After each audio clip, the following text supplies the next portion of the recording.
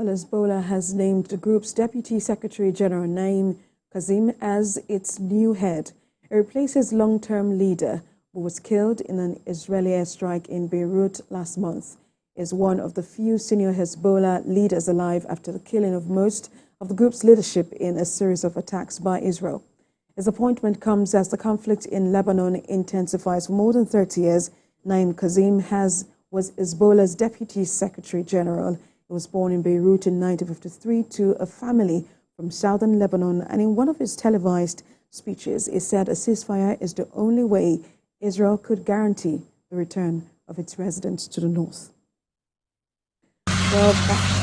As the war between Israel and Hamas rages, displaced people are reportedly coming in huge numbers to Beirut with a lot of needs. Residents complain of a complicated situation as they claim they can hear Israeli airstrikes hitting the Lebanese capital's southern suburb known as Dahi. Some say they can even see the explosions lighting up the sky from their balconies. Recent Israeli attacks on South Lebanon has only served to heighten tensions between residents and the displaced as Western nations plead for the de-escalation of tension to avert a full-blown Middle East war.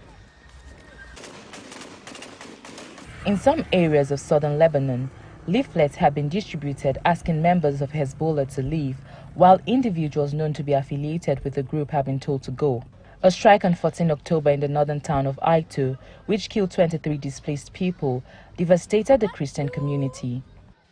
And in war-torn Gaza, people are already struggling with a deep humanitarian crisis amid the fear that life will get much more difficult due to Israel's ban on the biggest United Nations agency which operates there. The Palestinians say United Nations Relief and Work Agency means everything to them because the agency provides their food, drink and medical care.